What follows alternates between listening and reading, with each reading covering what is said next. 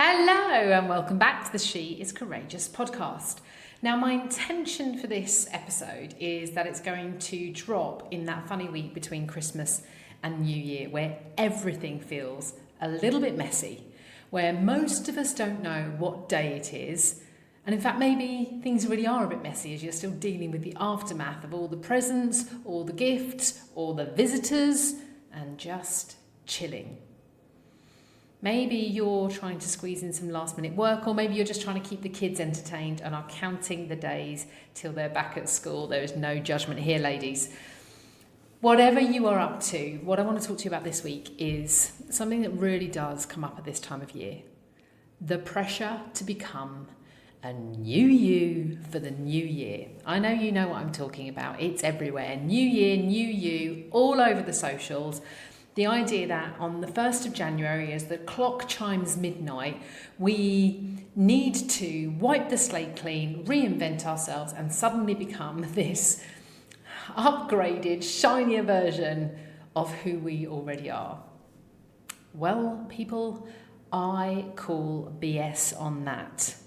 Now, I should say for the record that I did used to buy into this, but I guess since becoming a coach and starting my own business, I have very much changed my view on the new year, new you thing.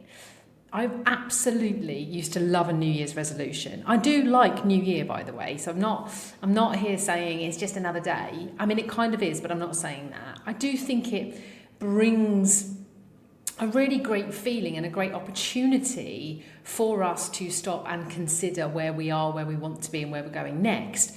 But I don't buy into New Year, New You. And let me be really clear. It's for two reasons. There is nothing wrong with the current you. And you'll notice there I didn't say the old you. There is absolutely nothing wrong with the current you. And the second reason is you do not need January the 1st to make decisions on change. I am not saying this is not a great opportunity, as I've already said. And I'm not saying if you do want to make some shifts or changes, this isn't a great time to do it, but you can do it at any time. What I am going to say is I just want to really talk about this new year, new you statement, because you don't need a new you. Who you are right now is absolutely enough. You do not need to be completely reinvented. You can absolutely set goals, you can make changes, you can grow. But that doesn't mean there is anything wrong with who you are as you are right now. And that's what I want to get across today. Because everything is about the subliminal messaging and the way that we talk to ourselves. That's what I'm talking about all the time. Our mindset is our setting of our mind, the way we see ourselves in the world and the world around us. You don't need a new you. If you want to make some shifts and changes, brilliant. But your next level of growth does not require you to throw out everything that makes you you. In fact, that would be a total mistake. I know how easy it is to get kind of swept up in the noise and fall into, I'm not enough, I need to make wholesale change, and I don't want that for you. Now, as business owners, we're really ambitious. Most of us love setting goals. We certainly have goals. We might not love setting them. We might not always love what we need to do to get to them. But we do have goals. We love hitting milestones. We love to push ourselves. There's always more we want to get to. And at this time of year, when everyone's talking about resolutions and transformations, it can be really tempting to get swept up in a whole great big overhaul.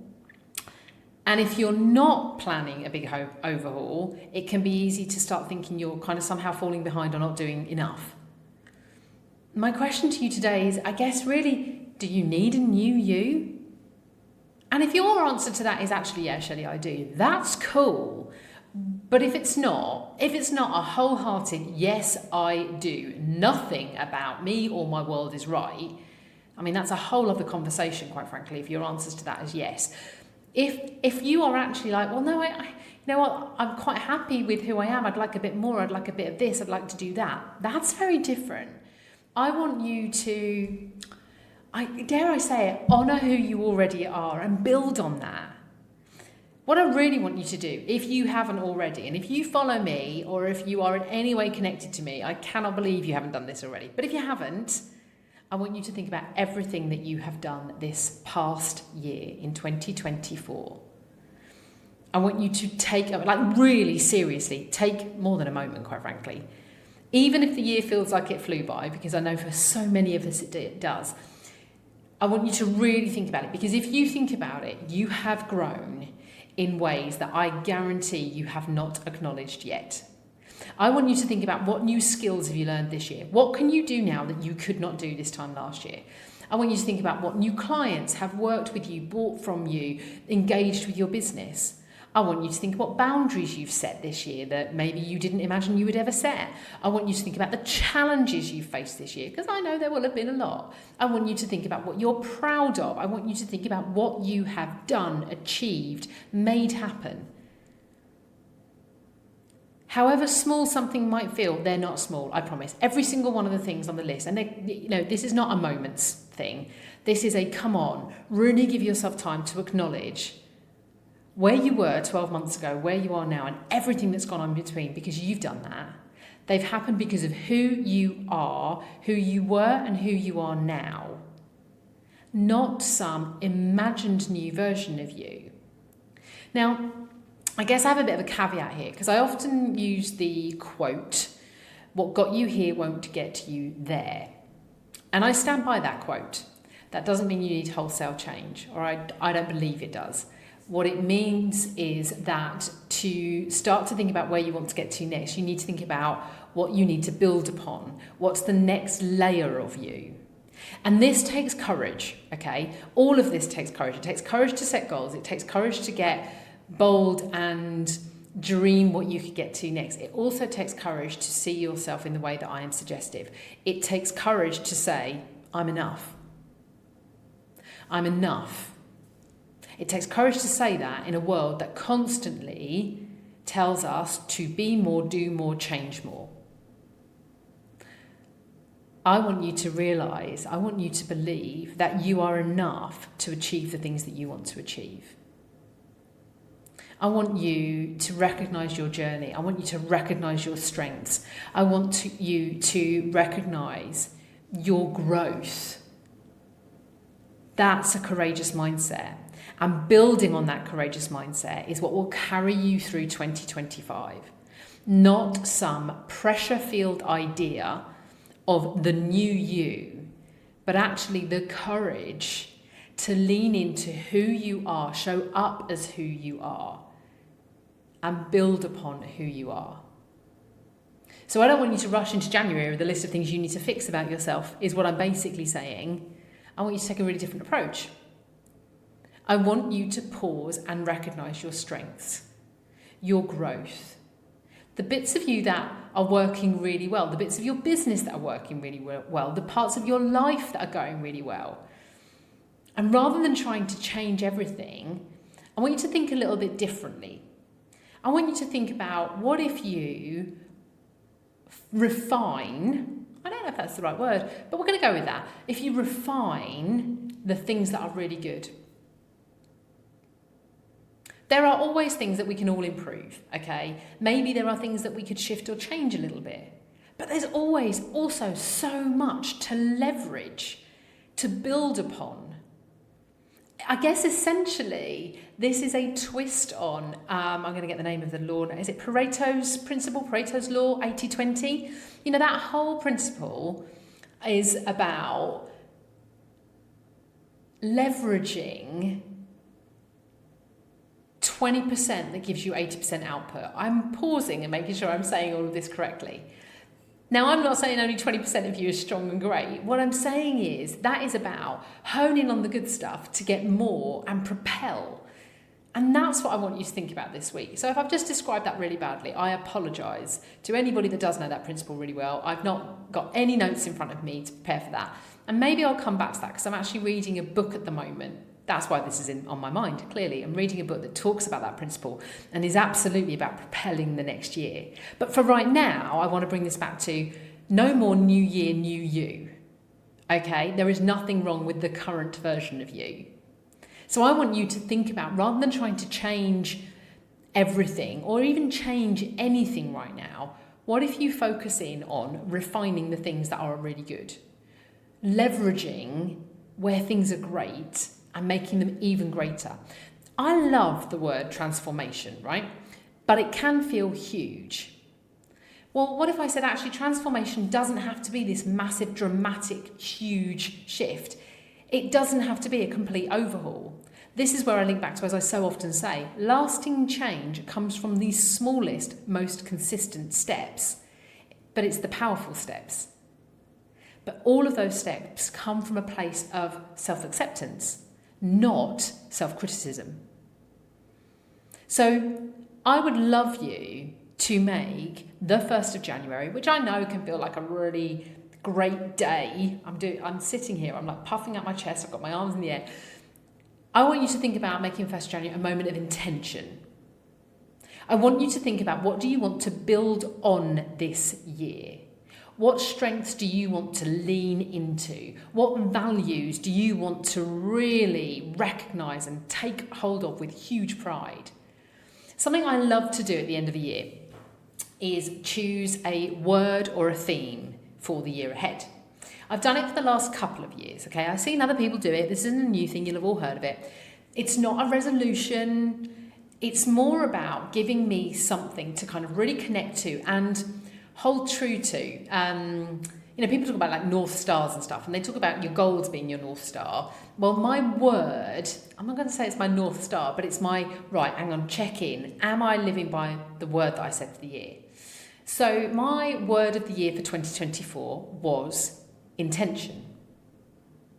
Now, the whole point of this is it's something that reflects where you are, where you want to go, without the pressure to change everything about yourself. Okay? So my word of the year was intention last year. I have decided to carry that into 2025 because I want to build on it. Because actually, it's a great word. And you might be like, I can't believe your word of the year isn't courage, Shelley. One of my core values is courage, okay? But my word is going to be intention. It's going to continue with me. I'm going to continue to endeavour to be really intentional in all that I do because I know where I want to get to and I want to really build on that intention. I don't want to reinvent. I don't want to reinvent my word. I'm not really reinventing my goals, and I'm definitely not reinventing me. But I am intentionally growing me. I'm intentionally building on my strengths. I'm intentionally looking at where I don't have strengths and actually what do I want to do about those? I might not necessarily change them. I might just learn to live with them. I'd love to know if you've got a word for 2025 or if you buy into all of this. Drop me a message. If you're planning a word for 2025, drop me a message and let me know. Right, okay, here's another idea. Instead of writing, maybe you've already decided what your New Year's resolutions are and I'm just now muddying the waters for you. But if you haven't and you were like, oh my God, I don't even know. Instead of writing a list of resolutions, I'm back to this piece around really acknowledging the year you've had. Write everything that you're proud of from this past year. Big things, small things, things that no one else even knows about. Because I guarantee you will be surprised at just how much that you can come up with when you start. And it can be a great foundation to step into the new year with. I talk about this with goal setting all the time. Before you do any goal setting, you should always reflect because it absolutely shifts your mindset into remembering and recognizing what you're capable of. So before resolutions, intentions, and goals for 2025, if you have not done this already, I absolutely encourage you to reflect on 2024. What are you proud of from this past year? And that foundation can also remind you, you don't need to become a new you. The current you is more than capable, more than worthy, more than enough, but more than capable of everything you want. Look at what you've already achieved. And this is the counteractive task, if you like, to reviewing your goals and seeing that maybe you haven't achieved everything. This is showing yourself what you're capable of. I absolutely want you to have goals, but if you haven't noticed, I want you to have goals all year, not just in January. So here's my message to you. This new year, choose some courage. Choose the courage to believe in yourself. to believe in the journey you've taken so far and the journey you want to take, to believe in your ability to grow. Choosing courage means trusting yourself, trusting you are enough, trusting that you are enough, and being open to possibilities of what you can still achieve if you want to. Courage is about showing up for your goals without putting pressure upon yourself to be perfect, without the need to think that this new year needs a whole new you. So I could get a bit cheesy and talk about as we say goodbye to this year and hello to the new year, but I'm not going to say that actually. What I'm going to say to you is trust that you are heading in the right direction and you will take the diversions and course correct as you need to. Growth is about becoming more of who you already are, not less. You do not need to become a brand new you. You have got this. Those secret goals that you have had, still want to get to, you can do this. If you are ready for a year of courage, recognize where you are, where you've come from, and then get really clear about where you want to go next. No more new year, new you. Let's just simply step into January with absolute intention and real pride of who we already are and everything that we are going to become and achieve. Now, if you are ready for a year of courage, first things first, have you hit the follow button so I can help you along the way, sharing these practical tips, tricks, motivational messages, she says, but essentially how to build a courageous mindset every single week here on the She is Courageous podcast. Second up, if you do really want to get intentional with me, why not come and check out the She is Courageous collective, because that is where I can really take my support for you to the next level. With our weekly live sessions, you are guaranteed to get out what you put in. If you show up, we show up, and you will get everything that you courageously dream of. And finally, if this has resonated with you and you know someone else who needs to let go of the whole new year, new you BS, but more importantly, proudly embrace who they are and where they want to get to, don't forget to share this episode over on the socials and give me a tag. As always, I'll put everything in the show notes that you need and all the links, but most of all, remember, as we step into a new year, hello 2025, please remember, she is courageous and she is you.